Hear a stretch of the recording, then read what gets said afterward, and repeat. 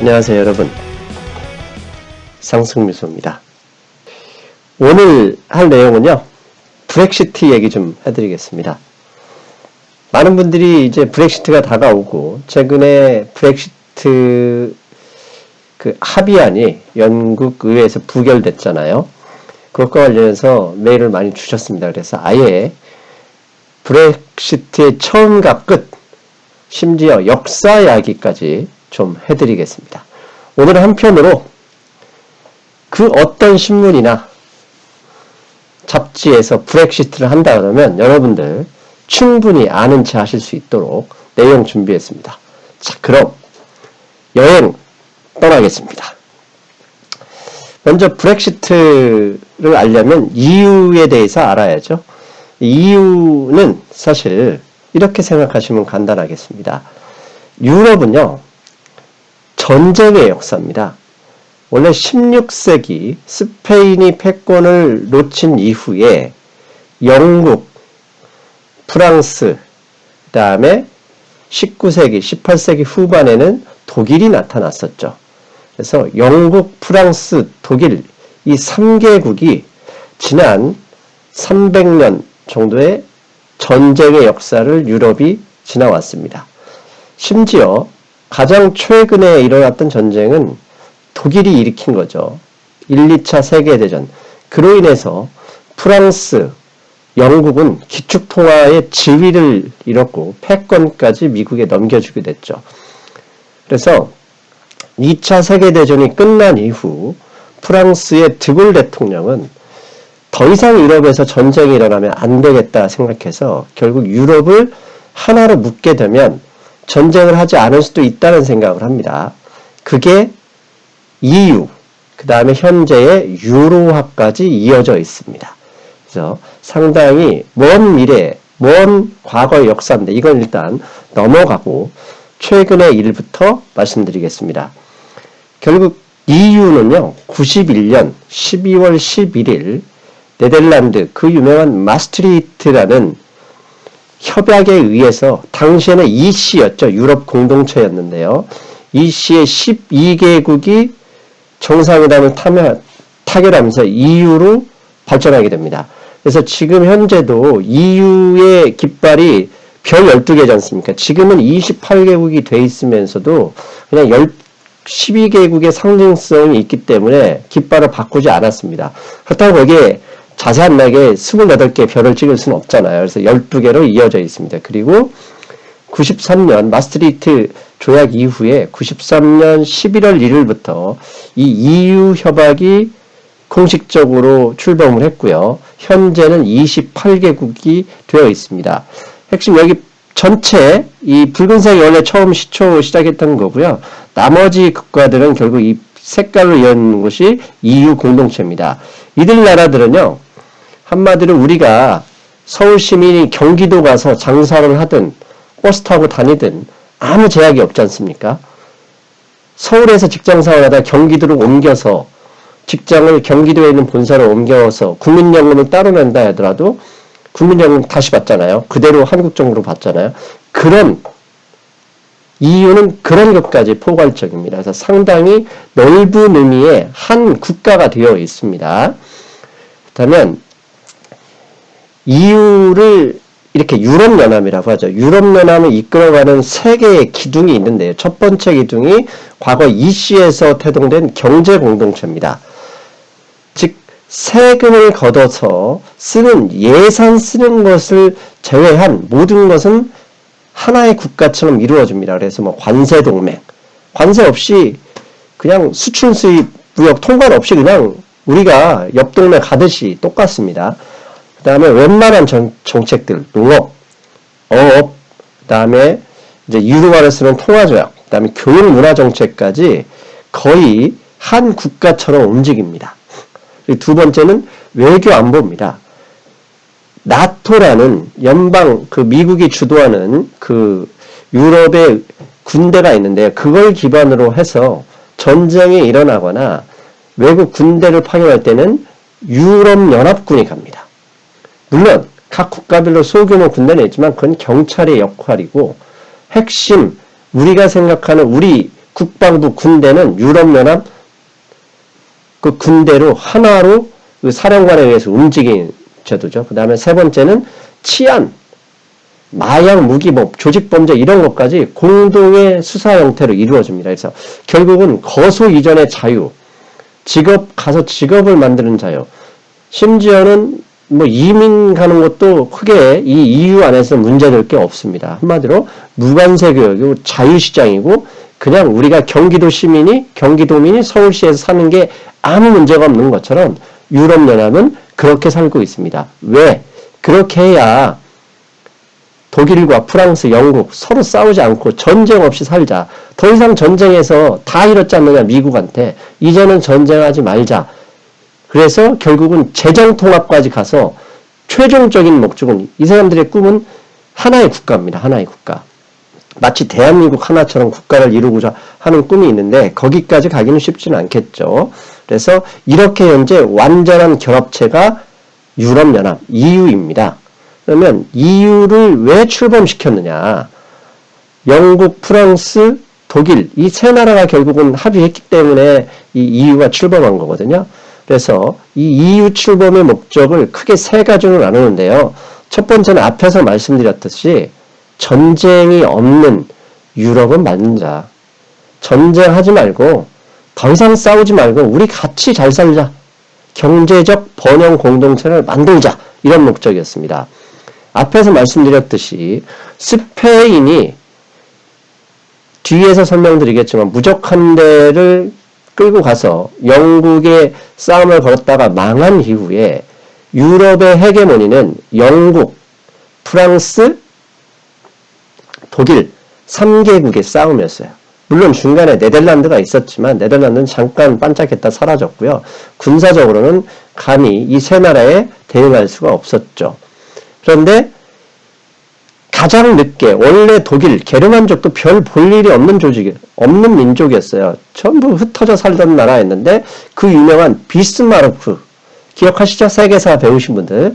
비스마르크가 나타나면서 그 유명한 철월 정책으로 강력한 독일이 됐어요.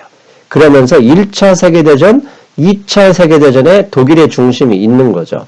그래서 영국, 프랑스, 독일이 싸우지 말고 제발 유럽에서 전쟁하지 말고 헤게모니 정탈전 이런 거 하지 말고 우리 사이좋게 지나자 한 나라로. 그러려면 돈도 같이 쓰고 국가도 연합하고 관세, 거소이전, 교육 이런 것까지 하나로 합치자. 이런 목적으로 유럽연합이 출범이 된 겁니다. 그래서 무관세, 무통관, 무정지, 경제 통합 시스템으로 교역이 상당히 활발히 됐겠죠. 네. 관세가 없고 거소 이전의 자유 막 왔다 갔다 다니는데 얼마나 그 경제가 활성화되겠습니까? 두 번째 EU 유럽연합을 출범한 두 번째 목적은 미국에 대항할 만한 세력으로 나서고 싶었던 거죠. 2차 세계대전 이후 유럽은 마샬 계획이라는 당시 미국의 재무장관이죠. 그 사람에 의해서 유럽 원조 자금이 나가면서 유럽이 어느 정도 본궤도에 올라갔거든요. 그러고 또 전쟁 2차 세계대전이 끝난 이후에 소련의 위협을 결국 미국이 지켜줬어요. 그럼 경제 군사적인 원조로서 유럽이 다시 일어날 수는 있긴 했지만 미국이 유럽의 입장에서 어떤 나라입니까? 결국 못 사는 사람들이 쫓겨나서 미국에 가가지고 개척한 한마디로 식민지 국가였는데 이들 나라가 자기네 위에 있으니 열 받을 일이거든요. 과거 추억에 살면 미국을 절대 영국 사람들이 인정하지 못하죠. 그런 미개국이 세계 패권을 쥐고 있으니 자기들이 따로따로 붙어서 이길 방법이 없어요. 그러니 어떡하죠? 뭉치자. 미국에 대항할 유럽 단일 대우를 형성하자. 이 필요성에 의해서 유럽연합이 나왔던 거죠.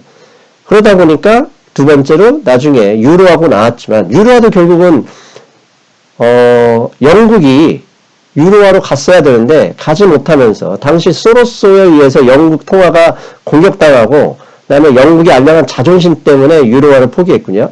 그러면서 그 유로화도 그러니까 영국이 없는 상태로 통합이 돼버렸죠. 그런데 문제는 이렇게 간다고 미국이 그냥 두겠습니다.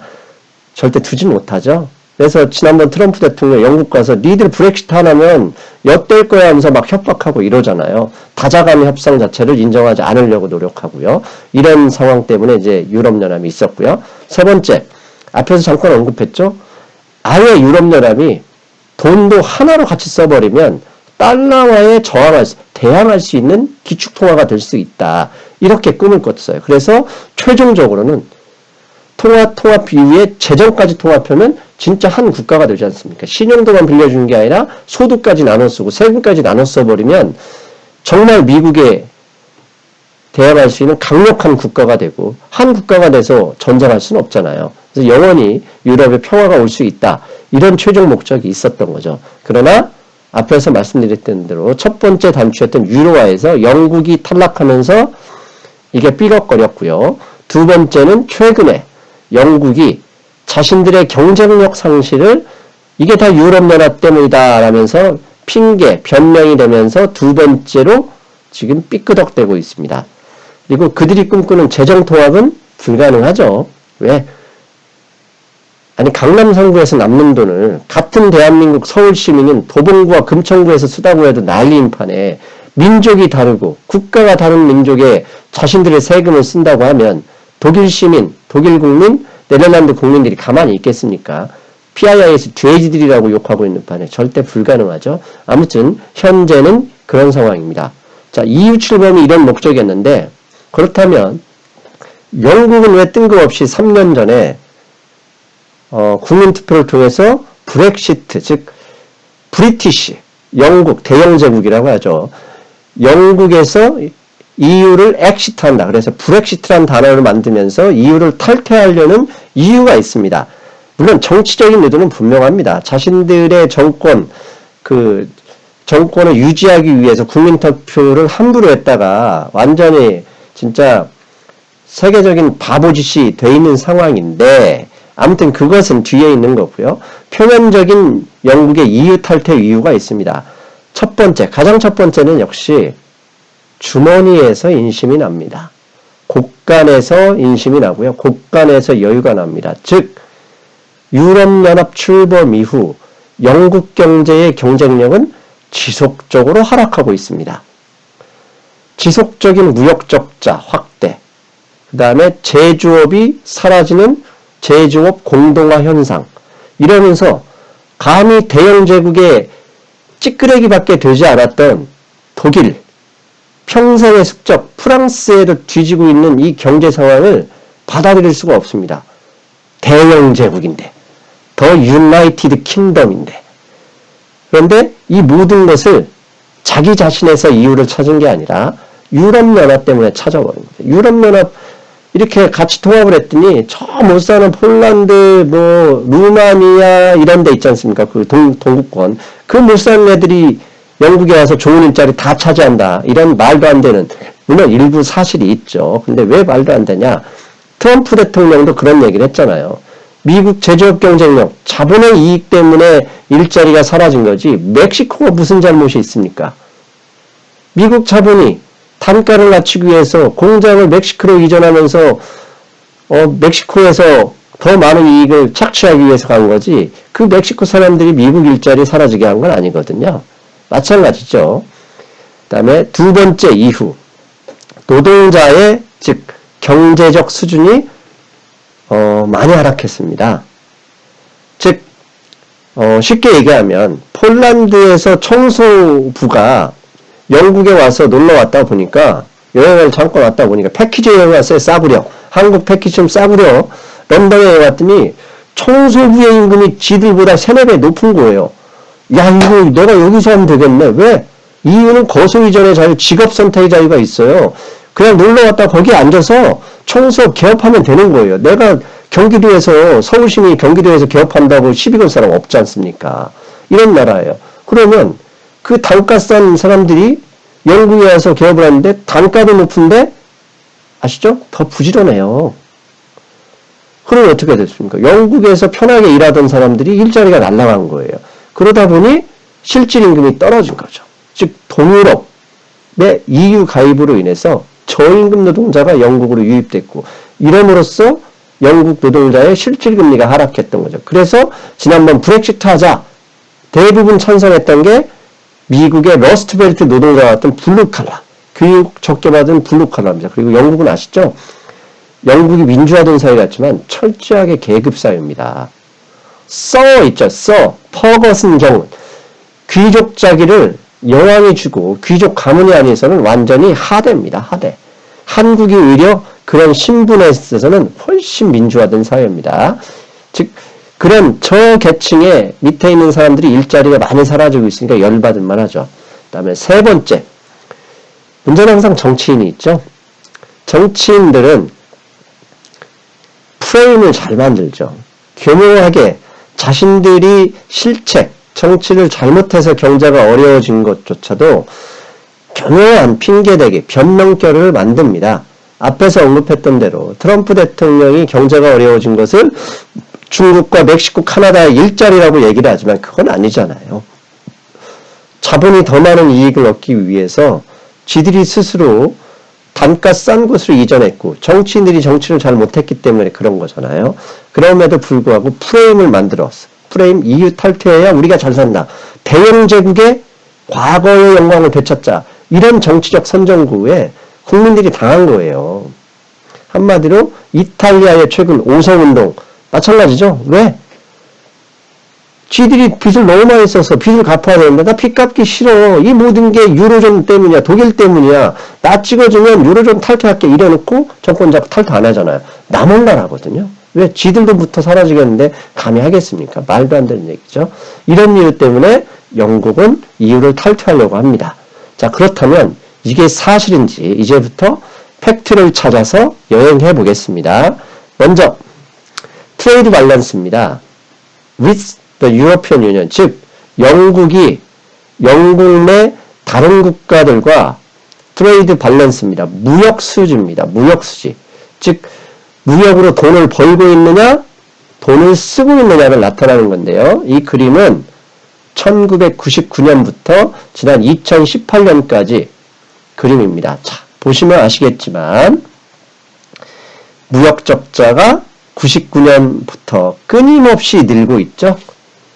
자, 이렇게 많은 물건들이 영국에서 수출되는 게 아니라 수입 금액이 늘어난다는 얘기는 두 가지죠. 첫째, 제조업 경쟁력.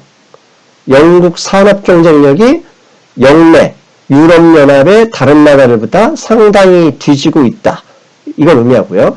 두 번째, 왜 뒤졌는지 그 이유는 모르겠지만 이렇게 뒤지게 되면 저렇게 많이 수입하는 만큼 영국에서는 일자리가 사라지는 거죠. 왜 그랬을까? 예, 영국은 제조업보다는 금융업 중심, 서비스업 중심으로 넘어간 지 오래입니다. 즉, 제조업을 경쟁력이 없다 생각하니까 영국의 제규어, 랜드로버 이런 자동차 다 인도에 팔고 중국에 팔고 다 팔았지 않습니까? 즉 자본의 이익이 결국은 제조업 경쟁력에서 뒤져버리니 자본이 경쟁력을 펼칠 수 있는 곳으로 넘어간 거죠. 그러다 보니 일자리가 사라지게 되고 일자리가 사라지는 만큼 저렇게 무역 수지가 적자가 나고 있었습니다. 이 모든 게 누구 탓입니까? 정치인들 입장에서는 유럽연합 탓이죠.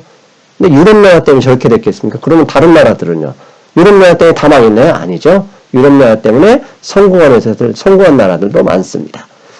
그리고 저렇게 무역 적자를 보니까 왼쪽은 미국과 교역인데 미국과 교역에서는 지난 2017년 기준으로요. 340억 파운드 무역 흑자를 냈습니다. 그런데 800억 파운드 적자는 어디서 나요? EU에서 났던 거죠. 그러니까 영국 무역수지 적자가 지속되고 있고 그 대부분이 어디다? 유럽연합 국가에서 발생하고 있다. 왜? 유럽연합 국가에 비해서 경쟁력이 떨어지고 있는 것을 그냥 실제로 보여주는 그림인 거죠. 그래서 더 살펴봤더니 그럼 모든 나라가 유럽연합에 영국처럼 돼야 되는데 그러진 않죠. 유럽연합 국가들에서 보면 경쟁력 있는 나라들은 계속 트레이드 밸런스, 무역수지 흑자입니다. 어딘 나라를 보니까 네덜란드, 독일, 벨기에, 체코, 폴란드, 아일랜드 이런 나라들이에요. 경쟁력이 떨어지는 영국은 이 유럽연합 내에서 가장 많이 적자를 보는 나라가 된 겁니다. 그런데요. 영국이 대영 제국인데 어디 근본도 없는 독일 게르만족한테 이렇게 당할 수 있느냐. 이 자존심이 허락 못한다는 얘기죠. 말도 안 되는 얘기죠. 지들이 그거밖에 안 됐으면 어디 섬나라 주제에 감히 그런 얘기를 합니까? 아, 이런 얘기하면 안 되죠. 아무튼 취소했다 치고 이렇게 엉망이 되고 경쟁력이 떨어지는 영국 경제를 정치인들은 이제 변명과 희생양을 찾습니다. 변명과 희생양은 프레임을 만들었는데 그 프레임이 뭐죠? 이 모든 게 유럽연합 탓이다. 이렇게 했던 거죠. 그래서 GDP까지도 살펴봤습니다. 영국의 GDP, 이게 증가율, GDP 성장률입니다. 지난 2014년밖에 못 구했는데 2014년이나 최근 5년 동안 지속적으로 성장률이 하락하죠. 당연히 하락할 수밖에 없죠. 왜? 일자리가 사라지고 제조업 경쟁력이 계속 떨어져가지고 수입이 늘어나는데 GDP가 저렇게 늘어날 수가 없죠. 당연히 영국으로서는 불만을 외부로 표출할 수 있는 그런 경제적 상황인 거죠. 그리고 일자리에 대해서 좀 살펴봤습니다. 자, 왼쪽 그림은 성장률입니다. 성장률이 다른 EU, 유로존과 비교했더니요. 빨간색이 유나이티드 킹덤 영국입니다. 즉 성장률 자체가 거의 요즘 1%인데요. 맨 위에 초록색은 미국입니다. 미국은 최근에 2%까지 올라갔고요. 2018년만 하더라도 뭐 3% 이상이었고 올해만 하더라도 2019년 예상에도 2% 중반은 예상하는데 이 빨간색 영국은 1%에서 왔다 갔다 했고 심지어 파란색 유로를 수용하는 유로존 국가들보다 더 떨어져 있습니다. 그러니 결국은 자신의 경쟁력은 생각 안 하고 이 모든 게 유럽연합에 들어가서 자기들이 손해보고 있다 변명할 만도 하죠. 그리고 지금 보시는 것은 실업률하고 왼쪽은 실업률, 오른쪽은 임금 상승률입니다. 잘 보셔야 됩니다. 빨간색이 영국의 실업률입니다. 영국의 실업률은 지속적으로 하락하고 있습니다. 파란색은 노동 참여율입니다. 일자리는 상당히 늘어났어요. 일자리가 상당히 늘어났음을 볼 수 있고 실업률이 이렇게 낮아서 영국이 좋아진 줄 알았는데 실질 임금을 보니까 이 파란색이 리얼 웨이지입니다. 실질 임금은 지난 10년 전보다 아직도 10년 전을 회복하지 못하고 있는 거예요. 즉 지난 2007년 유럽연합이 28개국으로 확대되면서 동유럽 일부 국가가 꼈거든요. 그러면서 아까 말씀드린 청소부, 배관공, 자동차, 수리 이런 허드렛 일하는 사람들이 대규모로 들어오면서 그 사람들이 일자리를 가져가고 영국 사람들은 한마디로 귀족 생활하다가 귀족 노동자 생활하다가 일자리를 뺏겨버리고 더 임금이 낮은 일자리로 이렇게 뭐라고 하죠? 퍼지고 있는 거죠. 이 모든 게 결국은 유럽연합 탓이라고 영국은 계속 얘기하고 있는 거죠. 그리고 마지막으로 물가입니다. 오른쪽 왼쪽에 빨간색이 소비자 물가 지수입니다. 물가는 계속 오르고 있습니다. 그런데요, 오른쪽 보세요. 리테일 세일 볼륨입니다. 즉, 소매 매출은 계속 지속적으로 하락 중입니다. 최근 3년간요. 왜 소매 매출이 하락한다는 얘기는 뭐죠? 예, 일반 시민들이 돈이 없다는 얘기입니다. 앞에서 리얼 웨이지, 실질임금이 10년 전에도 회복하지 못하고 있기 때문에 쓸 돈이 없는 거죠. 그러다 보니까 영국 국민들, 특히 일자리의 질적으로 낮은 국민들이 불만이 엄청나게 많았죠. 그 불만을 정치인들은 자신들이 정치를 잘못해서 경쟁력이 하락했다는 얘기는 안 하고 이 모든 게 유럽 탓이다. 유럽연합 탓이다. 이렇게 국민을 호도를 해버린 거죠. 그래서 이 거대한 단일 시장을 포기하고 나가게 생겼습니다. 그래서 구글에서요. 브렉시트를 치면 왼쪽 달력이 나옵니다.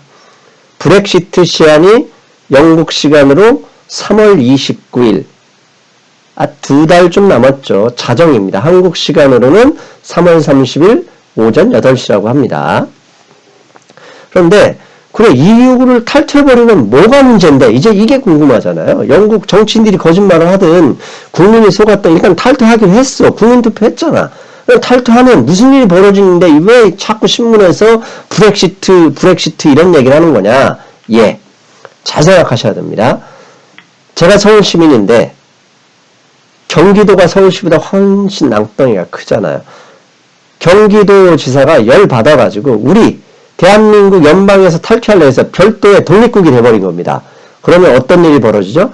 경기도가 100% 자급자족하게 되면 아무 문제 없습니다. 그런데 경기도에선 생필품도 서울에서 쓰고 수산물은 강원도에서 오고 뭐 이렇게 플러스 마이너스 할 거 아닙니까? 그런데 지금까지는 어떻게 했습니까? 그냥 서울의 보따리상이나 서울의 소매상이 트럭 싣고 가서 팔면 됐지만 다른 나라가 됐으면 어떻게 하죠? 당연히 국경이 생기죠. 그 다음에 국경 모든 길이 개방된 게 아니라 이제 통제소를 꾸미고 관세 협약을 맺어야죠. 심지어 서울에 있는 사람이 경기도에 있는 대학에 다닐 거 아닙니까? 그런데 이제 3월 30일부터 다른 나라가 됐어요. 그냥 다니던 학교가 이제 다른 나라 유학 절차를 밟아야 돼요. 일단 학교를 못 가게 생겼습니다. 왜? 학생 비자 새로 받아야 될 거 아닙니까? 지금은 비자 상관없이 그냥 입학했는데 다른 나라가 돼버렸으니 학생 비자 꾸며야 되고요. 학생 비자뿐만 아니라 얘가 다치면 안 되니까 보험도 들어오고 오라고 하겠죠? 그 다음에 너 돈 못 내고 도망갈 수도 있으니 부모의 재정증명 가져오라고 하겠죠? 별의별 게 다 생깁니다. 그런데 문제는 아까 말씀드렸죠. 영국이 자급자족하는 나라가 아니에요. 생필품의 대부분을 해외에서 수입하고 심지어 야채, 채소류도 우유까지도 수입하고 있단 말이에요. 그런데 이 브렉시트 합의 없이 관세나 이런 거 합의 없이 브렉시트가 딱 돼버리면 어떻게 됩니까? 수입을 못할 거 아닙니까? 왜? 통관 절차를 꾸며야죠. 지금은 그냥 배로 가서 컨테이너 실어 내려놓으면 되는데 지금은 배가 뭔데죠? 왜? 이민수속, 통관수속 받고 그 컨테이너 안도 살펴가지고 이 안에 마약이 있는지 가짜 있는지 살펴봐야 될 거고 이놈들이 관세를 매겨야 되니까 양도 확인해야 돼요. 시간이 걸리는 거죠. 관세 규정을 만들어야 되고 통관 절차가 필요하고 앞에서 말씀드린 유학한 학생들은 어떻게 합니까? 말도 안 되는 거죠. 그리고요. EU, 한국의 경우도 마찬가지. EU와 FTA를 맞았어요. FTA를 맺었단 말이에요. 그래서 자동차 같은 경우 무관세로 수출하고 웬만한 물품도 무관세로 수출하는데 영국에 수출할 경우 이제 3월 30일부터 어떻게 영국은 다른 나라가 됐어요. EU가 아니란 말이에요. 그러면 일단 과거의 관세를 회귀해야 되고 그러면 관세를 누가 부담해야죠. 한국 제조업자가 부담하든 영국 소비자가 부담하든. 그러면 관세할 때까지 통관이 안 될 거고 수출 수입이 막혀버리니까 경제가 꽉 멈춘다 이런 얘기입니다. 특히 생필품 같은 경우는 없으면 어떻게 됩니까? 의약품 부족하면 어떻게 됩니까? 영국이 아수라장이 될 수도 있다는 얘기입니다. 그런데요. 이건 저는 이렇게 생각합니다. 사람이 하는 일에 이런 문제가 생기면 예외 규정 내서 물건 주고받게 됩니다. 그런데 사람이 하는 일이 안 되는 일이 있습니다. 그게 뭐냐? 아일랜드 문제입니다. 이제 아일랜드 문제 때문에 영국이 지금 상당히 큰 고민에 빠져 있습니다. 아일랜드가 무슨 문제가 있는 걸까요? 하나씩 아일랜드를 살펴보겠습니다. 먼저 지도를 보시면 영국의 그림이 나와 있죠. 영국의 왼쪽이 영국의 지도입니다. 이게 오른쪽 섬, 큰 섬이 브리튼 섬이고요. 왼쪽이 섬이 또 하나 있는데 이게 아일랜드입니다. 아일랜드를 근데 조금 더 확대, 오른쪽으로 옮겨보겠습니다. 아일랜드는요, 같은 아일랜드도 불구하고 남쪽에는 아일랜드 공화국입니다. 이건 1949년에 완전한 국가로 독립했고요. 오른쪽에 북아일랜드가 있습니다. 이건 아일랜드 소속인데 영국령입니다. 영국의 연방 소속이고 영국의 법령, 영국의 규제를 받고 있습니다. 정치인도 영국 사람입니다.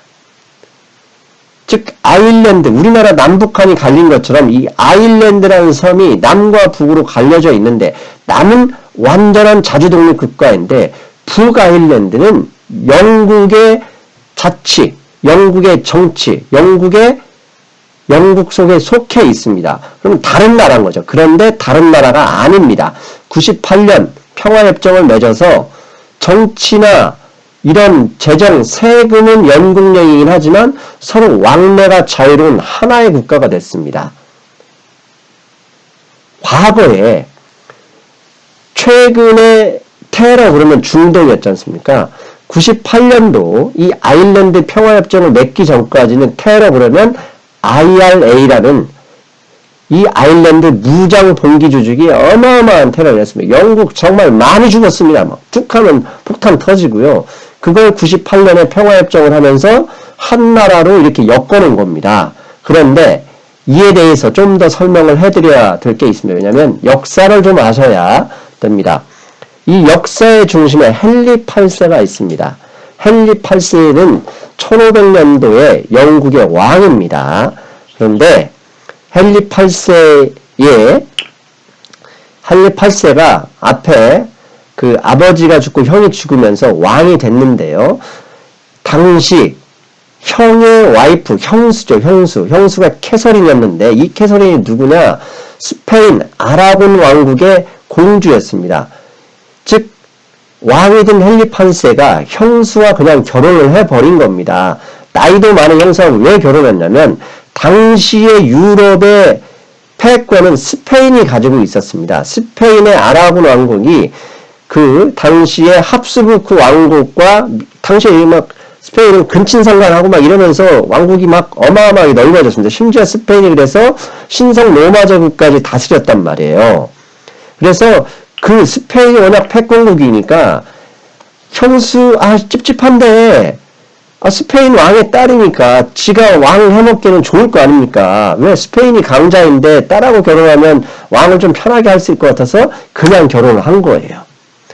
그런데 당시에 이 스페인은 이탈리아, 신성 로마 제국이라고 하는 이탈리아 영유권을 놓고 프랑스와 겁나 열심히 싸우고 있었어요. 당시의 영국은 섬나라, 그냥 조그만 섬나라였어요. 그런데 프랑스에 맨날 당하다 보니까 어떻게 했느냐?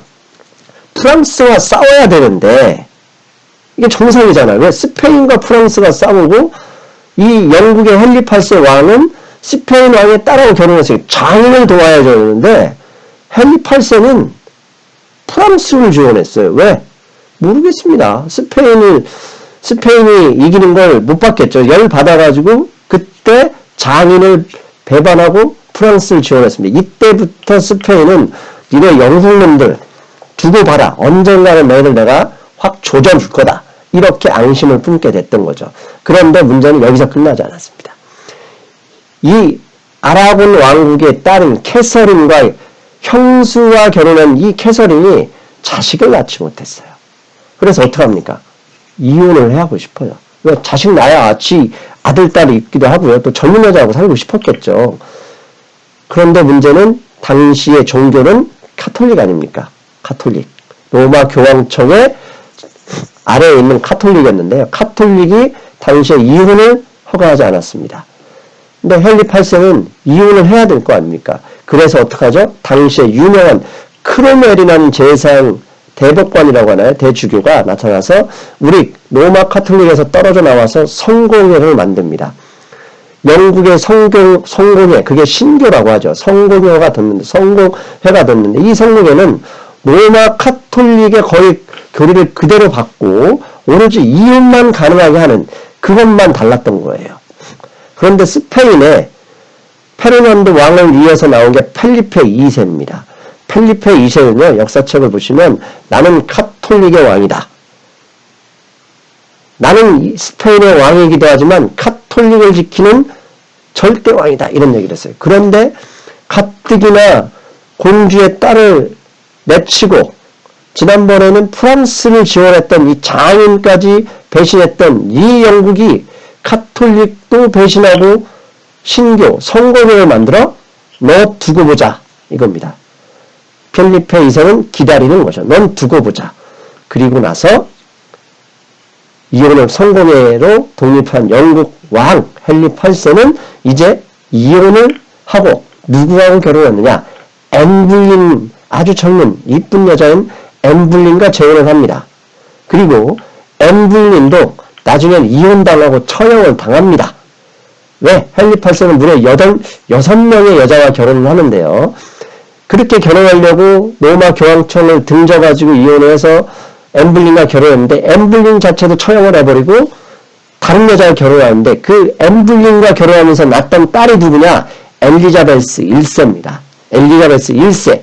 영국의 대전성시대를 연 여왕 엘리자베스 1세입니다. 엘리자베스 1세가 또다시 스페인과 뒤에서 이제 연이 시작됩니다.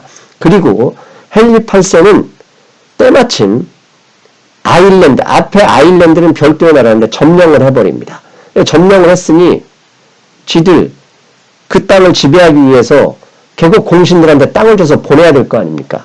그래서 보내기 시작했는데 누굴 보내냐? 성공의 신도, 자기를 강력하게 지지했던 성공의 신도를 아일랜드에 보내주고 아일랜드의 땅을 거의 다 몰수해서 그 사람들한테 몰아줍니다.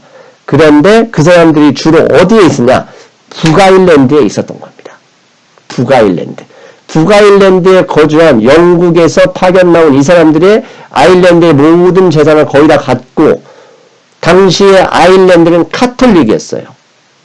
종교까지 다르네? 그럼 어떻게 됩니까? 서로 죽이고 싸우고 난리가 나는 거예요.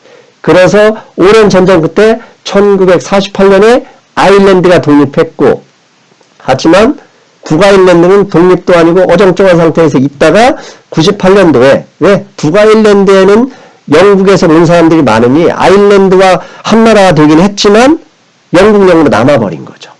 자, 이게 조금 이해되시죠? 그런데 문제는 여기서 끝나지 않습니다. 자, 앤 불린과 결혼해서 낳은 딸 엘리자베스 1세가 여왕이 됐는데 당시에 스페인 왕은 펠리페 2세. 펠리페 2세가 뭐 했죠? 스페인에 있던 이슬람교도 다 쫓아냈고 유대인들 다 쫓아내면서 카톨릭 왕국을 만듭니다. 그리고 종교의 자유를 원했던 식민지 네덜란드를 강하게 압박하면서 네덜란드와 이제 전쟁을 시작합니다. 그런데 전쟁하는 상황에서 영국은 네덜란드를 은밀히 도와줍니다. 자, 스페인은 열 받죠. 지네 왕의 딸도 내쳤고 장인도 배신했고 거기에 이제는 네덜란드까지 도와줘 펠리페에서 열 받았습니다. 영국 치러 가자. 무적함대 당시 이끌고 가서 영국하고 싸웠는데 웬걸 엘리자베스한테 대패를 당합니다. 그러면서 스페인은 이제 영영 역사 패권의 무대에서 사라졌고 영국이 전면에 등장하게 됩니다. 자, 이때 아일랜드는 그렇게 치열하게 싸우다가 48년에 독립을 했지만 영국에서 파견된 사람들이 많이 사는 북아일랜드는 그냥 남겨뒀습니다. 북아일랜드 입장에서는 아일랜드도 내 땅에서 전쟁을 하다가 98년도에 이제 평화체제가 이제야 달성이 됐는데 이번에 브렉시트가 되면 어떻게 생기느냐. 북아일랜드는 영국령이라고 했지 않습니까? 영연방. 아일랜드는 유럽연합 소속이고 영국이 아니에요. 아일랜드는 당연히 유럽연합에 남고 북아일랜드는 영국령이니까 브렉시트가 되는 겁니다. 그러면 지금까지 거수 이전의 자유가 없이 한나라로 살았는데 이젠 진짜 어떻게 되죠? 예, 하드보더가 생깁니다. 진짜 국경선이 생기게 돼버린 겁니다.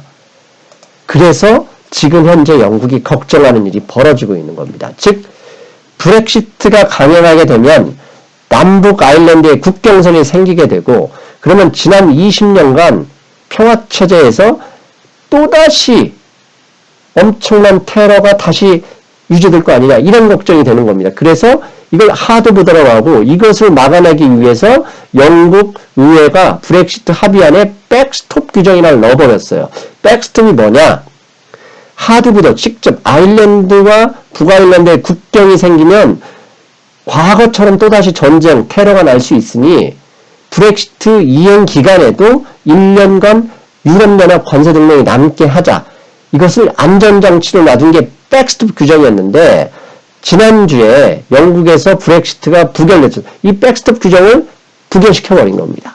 그래서 지금 현재 사람이 아니라 관세 이런 것보다 중요한 건 이러다가 아일랜드로 인해서 또다시 영국이 내전에 입장하는 게 아닌 그런 거 아니야 이런 걱정이 돼버린 겁니다. 그래서 항상 강조하잖아요. 사람이 가장 불안한 건 악재가 아닙니다. 불확실성입니다.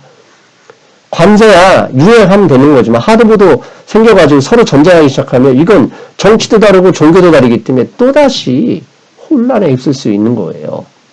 그래서 보면 이런 얘기가 나옵니다. 브렉시트가 노딜 브렉시트를 하게 되면 세계 경제가 겁나게 힘들어질 것이다. 그러면서 나온 제안들이 보면 브렉시트, 노딜 브렉시트를 하게 될 경우 세계 경제 피해액, 영국, 맨유, 유나이티드 킹덤이 GDP의 3.9%가 날아가고 아일랜드가 두 번째로 GDP의 3.8%가 날아간다. 이런 예상을 하면서 겁을 먹는데요. 이건 노딜 브렉시트로 그냥 간다는 의미고 그렇게 되지 않지 않습니까? 주가가 한번 투두둥 빠지고 그러면 결국은 야 위에 이러면서 문제를 해결합니다. 그런데 그래서 경제적인 혼란은 사람이 하는 일이라 저는 해결이 된다고 봅니다. 그런데 아일랜드 국경 문제는 정치적인 문제, 종교적인 문제, 역사적인 문제가 껴있는 거예요. 그렇게 되면 어떻게 됩니까? 아주 작은 바늘 같은 일만으로도 전쟁이 확대돼서 혼란이 올 수도 있습니다. 혼란이 오게 되면 바로 경제가 위축돼가 되고 이건 감정 싸움을 하면서 되돌릴 수가 없는 문제가 돼버려요. 그래서 저는 이런 생각합니다. 아일랜드 문제가 아니라면 브렉시트 문제는 그냥 해결됩니다. 잠깐 혼란? 관세가 없다고 생필품이 나가서 굶겠습니까? 그냥 갑니다. 그러나 아일랜드 국경선의 문제는 이게 쉽게 해결될 일이 아닌 겁니다. 그래서